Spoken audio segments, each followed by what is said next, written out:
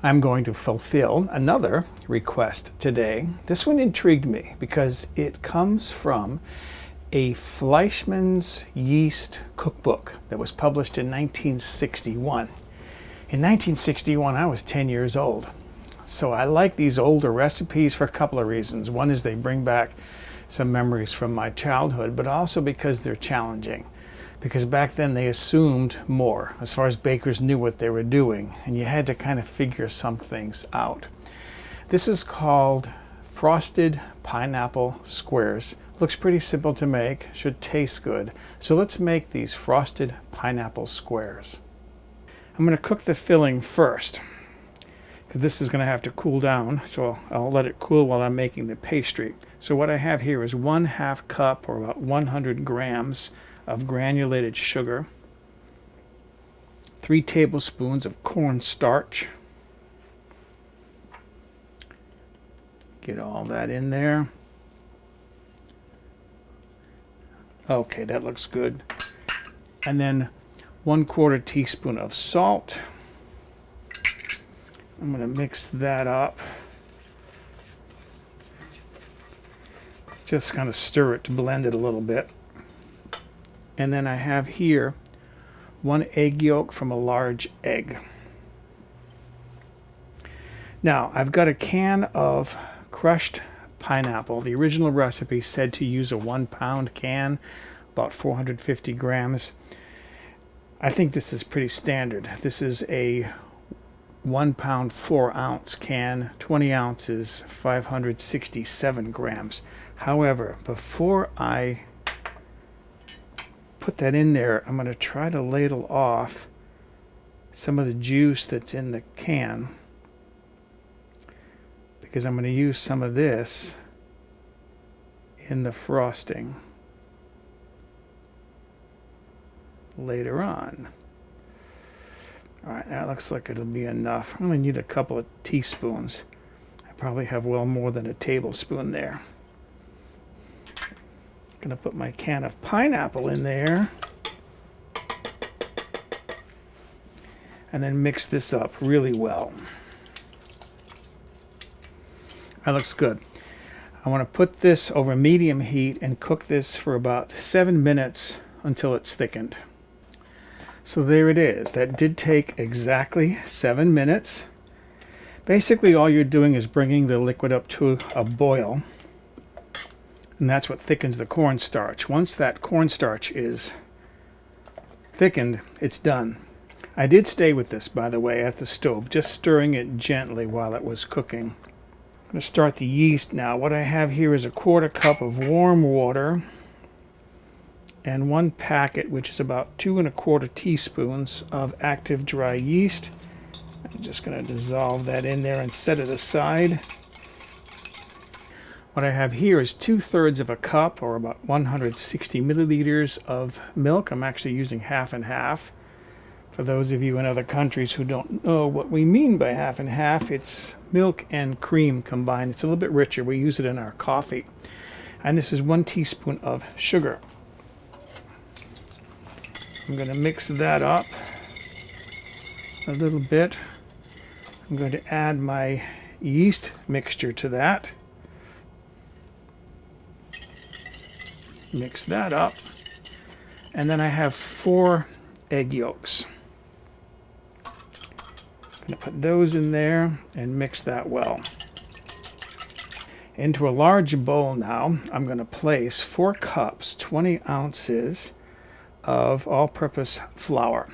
That's 20 ounces, 570 grams. I'm hoping that's right. I know in today's recipes, pretty near every cup of flour is going to be 5 ounces, 142 grams, unless they tell you a different weight in the recipe. But nearly 60 years ago, I don't know what they considered to be a cup of flour. So I'm guessing. I hope it's going to be okay. And then what I have here is 1 cup, which is 8 ounces, 230 grams of whole butter. Going to put that in there, and then using a pastry cutter, I'm going to cut these two together. And that butter, by the way, is at room temperature. I want to cut this together until it resembles like cornmeal. I got this to the texture I want. So I'm going to add my milk, egg, yeast mixture to it.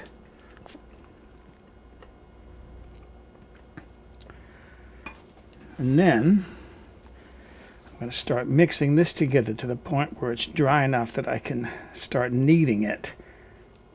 I've got this to the point where I think it's stiff enough that I can start kneading it. So I'm going to put that on my counter. Scrape my bowl out. And then with my hands, just start kneading this together until it's smooth. That feels pretty good right there.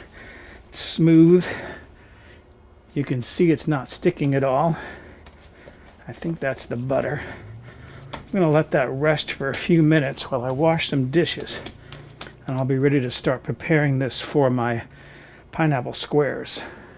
I'm going to set my dough aside now for a bit because I need to explain the pans that I'm going to use. This would be considered a quarter sheet. The sheets that you normally use in your oven, the big ones, those are actually half sheets because they're half the size of a big commercial sheet. And then I got some parchment paper, fitted it in there. I even stapled the corners so that it would stay in shape. What I want to do is, oh, and by the way, the size of this, the size of my baking sheet is 9.5 inches wide, 13 inches long, which is 24 by 33 centimeters. Okay. I want to divide this dough in half and then shape a piece, one of these, to fit into one of those baking sheets. I decided for the sake of the video I should probably do it the right way. So I got my rolling pin out. I keep it out in the shed. I just don't use it all that much. It does make it easier, I do have to say. Although I am going to shape the corners by hand. It's just a habit. I'm used to doing things a certain way. What can I say? Okay, how are we for size there? Can go a little bit longer, I think, but not by much.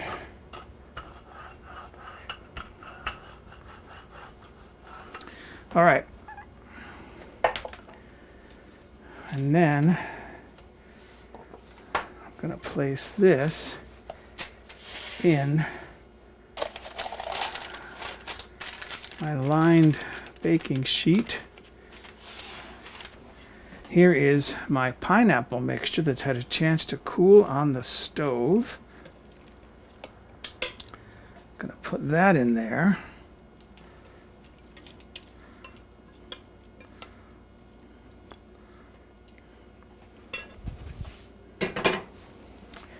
And that little bit of a lip should hopefully help to keep this inside.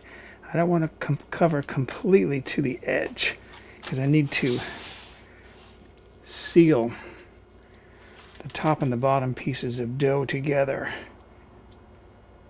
Okay, I'm just finishing up the top layer. Set that aside. Again, make sure these corners are squared off. Check the size. Oh yeah, that'll be good. Okay. So here's my filled piece. Gonna lay that in there carefully, covering the top. Beautiful. And then working around the edges, I'm just going to pinch these edges together to seal them together. One of the recipes said to use a pair of scissors to cut some vent holes in this. I think I'm going to use a knife. This is to let steam out. You just want to cut through the top piece of pastry, not the bottom. And then I'm going to let this dough rise for about an hour. I am, in the meantime, going to cover this up with plastic while I'm waiting for it to rise. This has been rising now for 1 hour.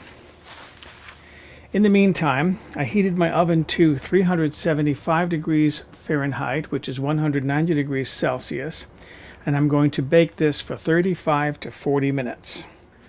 All right, there it is, out of the oven. I'm going to let that cool down. I don't know whether it cools down in the pan or whether I take that out, and stiff enough I could transfer that to this cooling rack. I just don't know. The directions don't say. I'm going to leave it in the pan for a few minutes and then transfer it maybe to that rack. In the meantime, I have to make some frosting.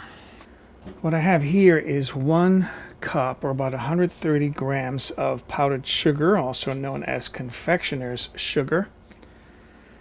And I'm going to try to squeeze, if I can, a tablespoon of light corn syrup out of my bottle here. I'm almost out. So I've had this upside down sitting on the counter. And then this is some of the pineapple juice that I removed earlier. I need about 2 teaspoons of liquid. I'm going to blend this together, and then I can add more liquid as I need to. I know I'm going to add more. I'm going to get this in there. I want kind of a runny frosting. So you can make this as thick or as thin as you want. I don't like a lot of frosting on my baked goods, so get a little more water in there.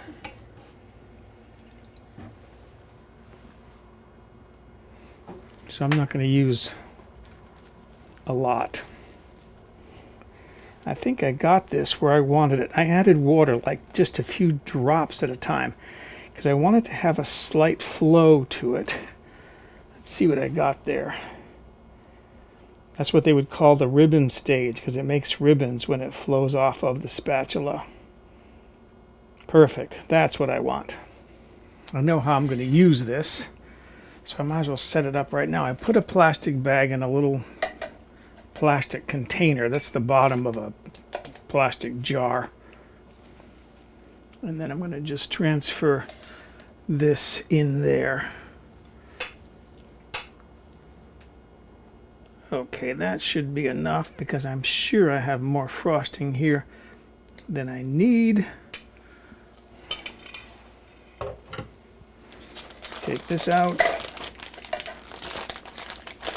And this is going to be like a piping bag. Seal it, and then I can set this aside until I need it. I did let this cool down for half an hour. Before I remove the paper, I think I'm going to frost it. Make it a little bit cleaner. And then I'm going to just cut the corner off with a pair of scissors. Okay. And then what I want to do is just do a little bit of a decoration. Just finishing up here. I had enough frosting that I could go in between my other lines. And that's it. Not much frosting left over, just a little bit. You can smear as much frosting on there as you want. I don't like a lot of frosting. Now I'm going to slide this off the paper, or slide the paper out from under it. And I can cut into this and see what it tastes like. Have a little plate ready. I know these edges where I sealed it are not going to be the best part, so I'm going to take those off. Let's see, I think right there. Cuts nice. Slide that out of the way. Again, trim these edges off.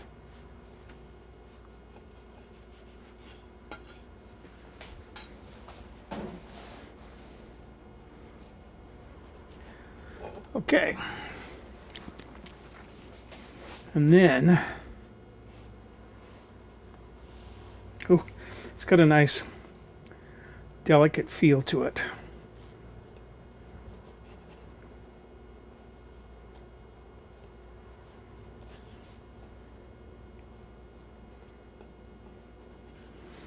All right. Put a couple of those maybe on a plate. And then see what they taste like. Okay, I want to see what I've got here. Frosted pineapple squares.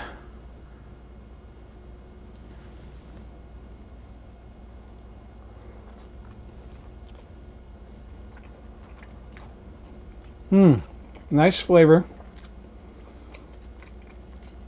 Not overly sweet. I don't like things too sweet, but that is very good. That's a nice light dessert. That would go good with coffee.